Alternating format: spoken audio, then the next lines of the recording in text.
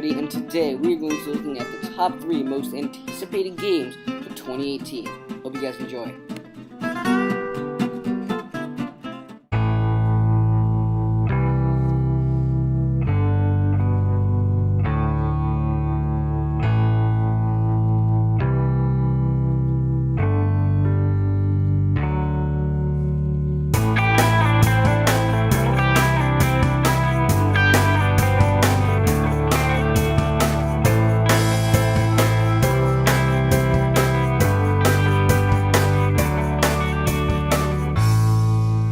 In at my number 3 spot is Skyrim.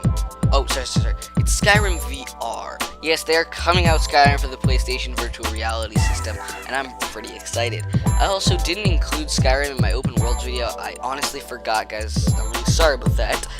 However, I think it's really important that I include it here, and I'm actually very much looking forward to it. So, there's a few things. First of all, you don't walk, you teleport. Now, they did that with Batman Arkham VR, and it worked great for Batman Arkham VR. 2 reasons it worked great. Not much walking around, and the second reason is there wasn't really any combat ever at all. The nice thing is that it'll probably reduce or completely eliminate motion sickness, so that's a plus. And there's also a minus. Take walking, like far distances, hundreds of meters in Skyrim, will take forever. And combat will be a pain in the butt. You'll be like slashing somebody's sword and holding your shield up, like slash, wait, hold on, let me just teleport over there, like put your sword away, teleport, okay, now let's fight. Ugh. So that could be an issue. So I think non-still combat, and a lot of the combat you see here is relatively still, will be, still bad. I think it'll be interesting having an open world game for VR. They have Fallout 4 VR, but that's not for the PlayStation. So I'm really excited to give this a try and try it out, see what happens. I think that it'll be a lot of fun, and I think that it'll have a lot of issues. I think there'll be a few classic PSVR issues, like your hand things, right? They're a little bit clunky. They're bigger than your hands. So you want to knock your bow. Oops, I'm clashing my hands together. So it could be an issue. You want to, hold a sword and a shield really close to each other. I don't know. We'll see what happens. But I'm really anticipating this, and I think it's going to be a lot of fun and a great game to try out. So I will make a gamer's review, guys, the moment I get my hands on this game.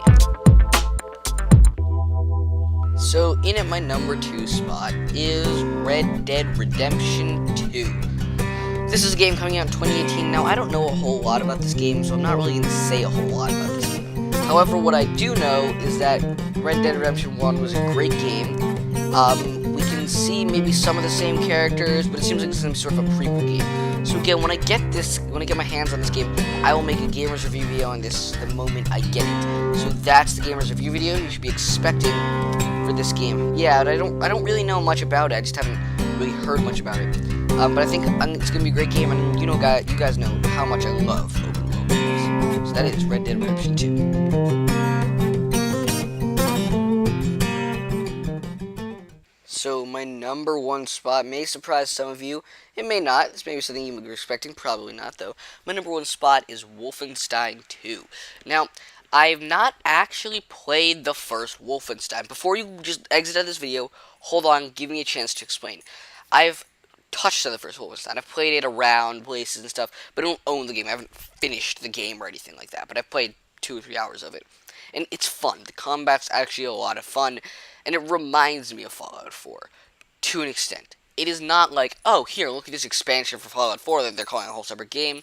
No, it's not like, oh, hey, look at this game that is just weirdly, why are you comparing it to Fallout 4?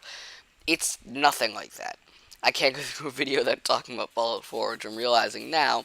However, it is something, and I think it kind of reminds me of Fallout 4, and I think it'll be a great game to play.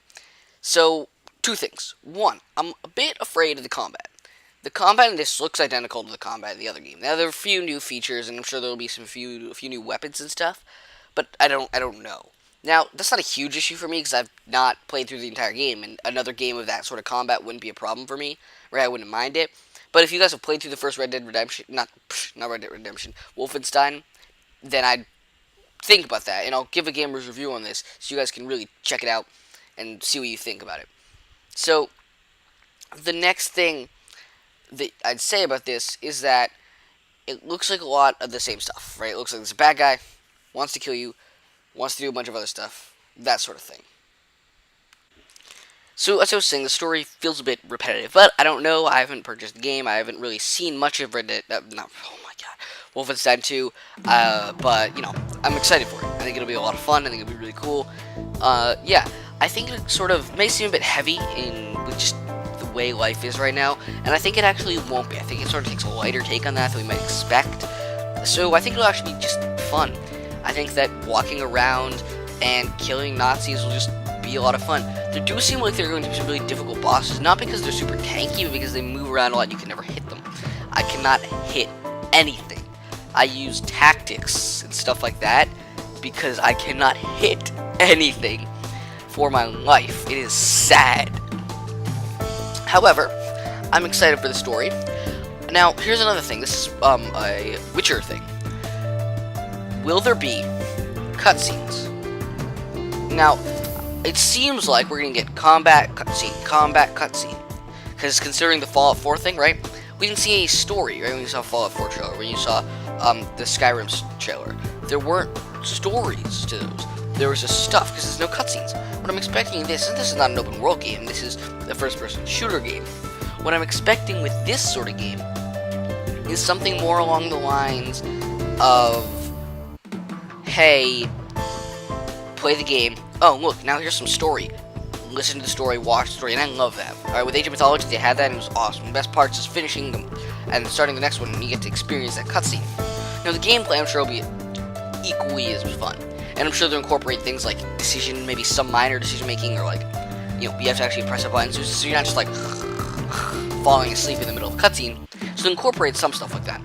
Hopefully you can skip cutscenes, because if I play this game 2-3 times, I'm not going to want to be like, oh my god, I've seen this German guy talk to this other guy like 50 times now.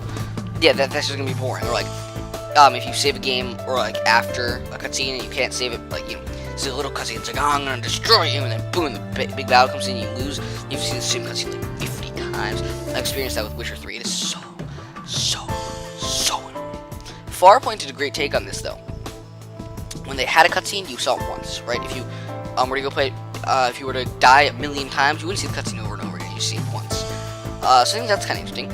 I think it's just going to be a really fun game. The combat looks great. The action looks great. It just seems like a fun game. And what else is cool is the first chapter or so looks like you're in a wheelchair and you're on crutches, right? It doesn't actually look like you're walking. So that's going to be really interesting. Really interesting.